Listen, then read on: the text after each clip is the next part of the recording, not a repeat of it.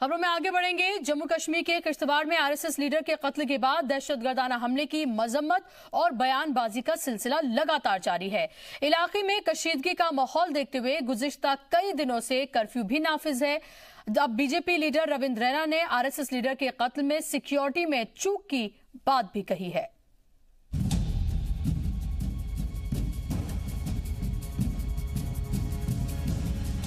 Jammu Kashmir BJP रियासती सदर रविंद्र रैना ने आरएसएस लीडर के कत्ल की मजम्मत करते हुए कहा कि परिहार भाइयों के बाद आरएसएस के चंद्रकांत को मिलिटेंट्स के जरिए किश्तवाड़ में मारा जाना बहुत ज्यादा अफसोसनाक है। रविंद्र रैना ने कहा कि गुज़िश्ता 6 महीने से जानकारियां मिल रही थी कि कश्मीर अनंतनाग से मिलिटेंट्स की दरअंदाजी हुई है। रविंद्र रैना ने सिक्योरिटी एजेंसीज पर सवाल उठाते हुए कहा कि सिक्योरिटी एजेंसियों को इसकी पहले ही जानकारी मिल चुकी थी। ये पूरी तरह से सिक्योरिटी की नाकामी है। बड़ी दर्दनाक घटना को अंजाम दिया। हालांकि आतंकवादियों की बौखलाहट, ये आतंकवादियों का कायराना पूरे ये उन्होंने हरकत की है कि एक सरकारी मुलाजिम को हॉस्पिटल के अंदर जाके उनकी हत्या की गई। लेकिन प्रशासन को भी देखना चाहिए कि बार बार जानकारी देने के बाद जो हमारे वरिष्ठ नेता, पूर्व मंत्री और वहां के विधायक और वर्तमान में भारतीय जनता पार्टी के स्टेट जनरल सेक्रेटरी श्रीमान सुनील शर्मा साहब ने प्रशासन को इन सब जो आतंकवादियों की मूवमेंट्स है इसकी जानकारी 6 महीने पहले दी। अगर प्रशासन ने सही तरीके से वहां काम किया होता, शायद अजीत परिहार, स्वर्गीय उनके भाई अनिल परिहार, स्वर्गीय चंद्रकांत जी, आज उनकी शहादत न होती। लेकिन कहीं ना कहीं इंटेलिजेंस इनपुट्स को इग्नोर किया गया है। प्रशासन को सख्त कार्रवाई करना चाहिए। वाज़ेह हो कि आरएसएस के लीडर चंद्रकांत को जब दहशतगर्दों ने निशाना बनाया, उस वक्त वो हॉस्पिटल में अपनी ड्यूटी को अंजाम दे रहे थे। आरएसएस लीडर के कत्ल पर जारहाना रुख अपनाते हुए रविंद्र रैना ने कहा कि साबिक एमएलए और साबिक वजीर सुनील शर्मा ने इंतजामिया को मिलिटेंट्स के मूवमेंट की सारी जानकारी दी थी। अगर इंतजामिया ने सही काम किया होता तो आज की तारीख में अजीत परिहार, अनिल परिहार और चंद्रकांत जिंदा होते और उनकी शहादत नहीं होती। किश्तवाड़ शहर को आर्मी के हवाले कर देना चाहिए और पूरे एरिया को डिस्टर्ब एरिया घोषित करके आतंकवाद विरोधी अभियानों को तेजी से चलाना चाहिए। जैसे कश्मीर में इस वक्त ऑपरेशन ऑल आउट चल रहा है, किश्तवाड़ के अंदर भी एक विशेष ऑपरेशन ऑल आउट शुरू किया जाना चाहिए और पूरी जांच होनी चाहिए। एनआईए के हवाले पहली स्वर्गीय अनिल परिहार जी और स्वर्गीय अजीत परिहार जी की हत्या का मामला भी एनआईए के हवाले किया गया था, लेकिन जिस तेजी के साथ सुनवाई होनी चाहिए थी वो नहीं हुई है। कहीं ना कहीं त्रुटियां सामने आ रही हैं। ये बहुत गंभीर मामला है, इस पर तुरंत कार्रवाई होनी चाहिए। किश्तवाड़ को सेना के हवाले करना चाहिए और सेना को किश्तवाड़ के अंदर ऑपरेशन ऑल आउट करने के आदेश दिए जाए और आतंकवादियों को मौत के घाट उतारा जाए। जिन लोगों ने भी इस षड्यंत्र में आतंकवादियों का सहयोग किया, बिना लोकल सपोर्ट के कोई बाहर से आतंकवादी आके इतनी बड़ी घटना को दोपहर 12 और 12:30 के बीच में अंजाम नहीं दिया जा सकता। स्थानीय लेवल पर किश्तवाड़ के अंदर साजिश रची गई जिसके चलते श्रीमान चंद्रकांत जी शहीद हुए और उससे पहले श्रीमान अनिल परिहार जी और श्रीमान अजीत परिहार जी इस देश के लिए कुर्बान हो गए।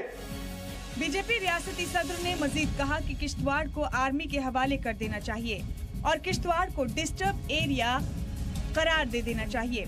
जिस तरह से कश्मीर में ऑपरेशन ऑल आउट चल रहा है, किश्तवाड़ में भी एक खास ऑपरेशन ऑल आउट चलाना चाहिए और एनआईए की जानिब से जांच होनी चाहिए कि जिन लोगों ने दहशतगर्दों की मदद की है उनको जेल के अंदर डाल दिया जाए, क्योंकि लोकल मदद के बगैर दहशतगर्द इतने बड़े सानेहा को अंजाम नहीं दे सकते। जी सलाम के लिए जम्मू से जतेंद्र नूरा की रिपोर्ट। तो किश्तवाड़ में अभी भी माहौल कशीदा बना हुआ है, कर्फ्यू वहां पर नाफिज है और ऐसे में इलेक्शन का माहौल भी है। आरएसएस के जो लीडर हैं और उनके जो एसपीओ हैं, उनकी मौत के बाद लगातार कई तरह के सवाल उठाए जा रहे हैं, खासतौर पर बीजेपी की तरफ से और आरएसएस की तरफ से। इस पर बात करने के लिए दो खास मेहमान मेरे साथ जुड़ गए हैं। नजमुस साकिब हैं, पीटीपी के स्पोक्स पर्सन, मेरे साथ जुड़ गए हैं, और इसी के साथ ही जावेद बेग हैं, पॉलिटिकल एनालिस्ट, वो मेरे साथ जुड़ गए हैं। आप दोनों मेहमानों का बहुत बहुत इस्तकबाल है। नजमुस साकिब साहब, आपसे मैं बात करना चाहूंगी क्योंकि रविंद्र रैना की अगर हम बात करते हैं तो उन्होंने कई तरह के संगीन सवाल उठाए हैं और इल्जामात भी लगाए हैं। उन्होंने कहा है कि ये पूरी तरह से सिक्योरिटी में चूक है, किश्तवाड़ को सेना को दे देना चाहिए, बिना लोकल सपोर्ट के ये हो ही नहीं सकता था और ये एक बड़ी साजिश है। देखिए, सबसे पहले जो किलिंग, पॉलिटिकल किलिंग हुई, इट्स कंडेमनेबल। ये जो रविंद्र रैना जी आज बात कर रहे हैं, ये शर्मनाक बात है। सबसे पहले ये जम्मू एंड कश्मीर पुलिस की जो इंटीग्रिटी एंड प्रोफेशनल कैपेबिलिटीज पे क्वेश्चन कर रहे हैं। ये बहुत शर्मनाक बात है कि इनको अपनी स्टेट की पुलिस की, उनकी कैपेबिलिटी पे, उनकी प्रोफेशनलिज्म पे क्वेश्चन कर रहे हैं। नंबर 1।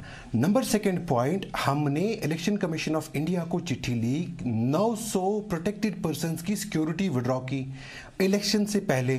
ये उन्होंने ही विड्रॉ की जिन्होंने, रविंद्र रैना जी ने एक बार ही बोला था कि ये हमारे अपने बंदे हैं, उसी एडमिनिस्ट्रेशन ने ये बंदा की, और 900 प्रोटेक्टेड पर्संस के नाम इन्होंने पब्लिक किए। अब खुदारा, अब हमें ये बोलिए, उनकी लाइफ और उनकी सिक्योरिटी किसने जेपरडाइज की? ये तो एडमिनिस्ट्रेशन ने जेपरडाइज की। इसी वजह से हम मजबूर हो गए इलेक्शन कमीशन ऑफ लिखने के लिए कि जो ये गवर्नमेंट ने कदम उठाया है, एडमिनिस्ट्रेशन ने जो कदम उठाया है, इसकी वजह से सारे प्रोटेक्टेड पर्संस की सिक्योरिटी जो है वो खतरे में लाई गई है।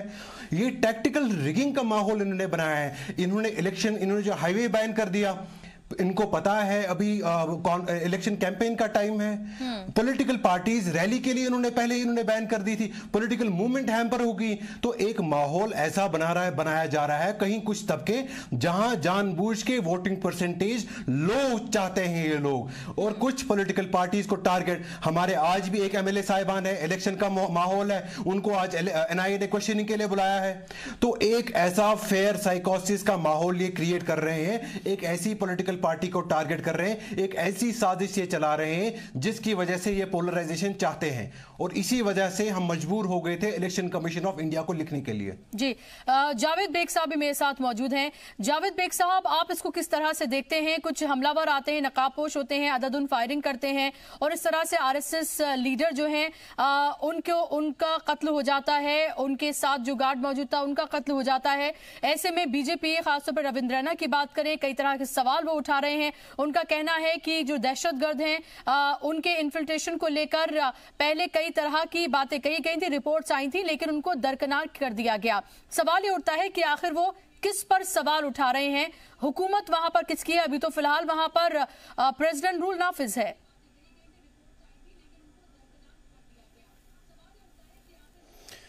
सबसे पहले मैं कड़े से कड़े अल्फाजों में इस किलिंग या इस कत्ल की मजम्मत करता हूं। हमें मजम्मत करनी चाहिए हर एक किलिंग की। जो भी, जहां पे भी एक किलिंग होती है, एक इंसान ही मरता है, और हमसे बेहतर कौन जान सकता है कि इंसान और इंसानियत की क्या कदर कीमत है। जो आरएसएस लीडर साहिब थे, उनको मारने में किन लोगों का हाथ है अभी ये पता नहीं लगा है, लेकिन रविंद्र रैना जी को ऐसे मसलों में, ऐसे मामलातों में मुझे लगता है थोड़े से संजीदगी से बात करनी चाहिए, क्योंकि अभी इलेक्शन चल रहे हैं और माहौल ऑलरेडी बिगड़ा हुआ है। क्योंकि